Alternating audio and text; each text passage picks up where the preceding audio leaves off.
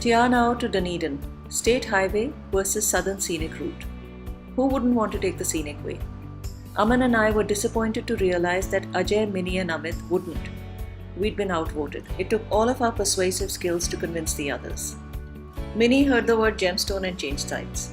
Amit had been to Cape Reinga on North Island and couldn't resist the chance to see Stirling Point on South Island. Ajay, the stubborn Scorpio, held out the longest, but the mention of a fossilized forest from the Jurassic period made him curious too. Finally, we started from Te Anau, taking the scenic route to Dunedin. There are several interesting sites along the route, some natural, others man-made. A remarkable construction, the historic Clifden Bridge is the longest suspension bridge in New Zealand. An unusual feature is the Clifden Roll of Honour, a plaque attached to the North Tower commemorating those men from the district who gave their lives in World War I. Gemstone Beach, as the name implies, sometimes has semi-precious stones brought in by storms and tides. Minnie and I were convinced we'd find a treasure trove of gems. The others were skeptical.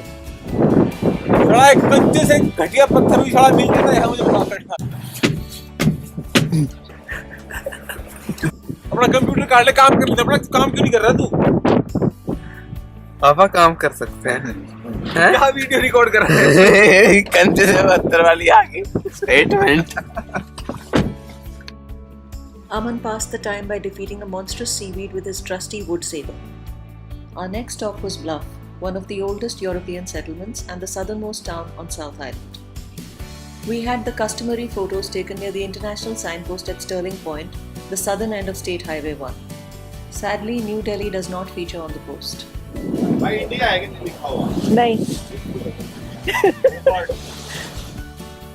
We also went up Bluff Hill to enjoy panoramic views of the harbour.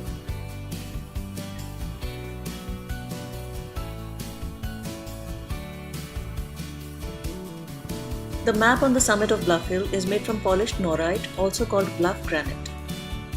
The Bluff War Memorial is also made of the same material. We stopped for a bite at the Anchorage Cafe. The food was good and the staff friendly. The decor had a nice nautical theme. It was time to move on, and we took a detour onto the Catlins Coastal Heritage Trail to reach our next destination, the Waipapa Point Lighthouse. The strong winds have caused the trees to bend permanently. It seemed our hair would do the same. It was a race to the lighthouse. Amit came first. Aman slowed down to film the race and was second. This lighthouse was the last one to be made of wood. It was built in 1884 after the worst civilian shipwreck in New Zealand occurred here. It is now automated. We looked around but couldn't spot any sea lions. Strong winds were evident all along the trail. The next stop was Slope Point. The reluctant three decided to stay in the car, while Aman and I ran along the track to the southernmost point on South Island. It was now time to stop at the place Ajay had been waiting for, the petrified forest at Curio Bay. 180 million years ago, this forest of conifer trees was buried under lava flows. It grew back but was buried again at least 4 times until finally it remained buried for millions of years. During this time, the wood was replaced by silica, turning the logs to stone. This fossilized forest is the most extensive and least disturbed of its kind, stretching for 20 kilometers from Slope Point to Curio Bay. We reached at low tide and from the viewing platform, watched the endangered yellow-eyed penguins returning to shore. Found only in New Zealand, this is one of the rarest species of penguins in the world. Their call has earned them the name of Hoiho in the Maori language.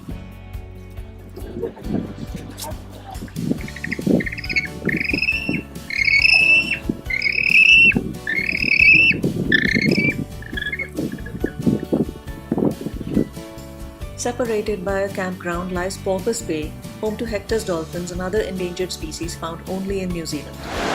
ये river बाहर देख ली देखी वे पूरी jump करी थी ना बाहर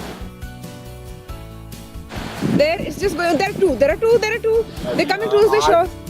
I had really been looking forward to visiting the Lost Gypsy Gallery, but unfortunately we were running late and it had shut down for the day.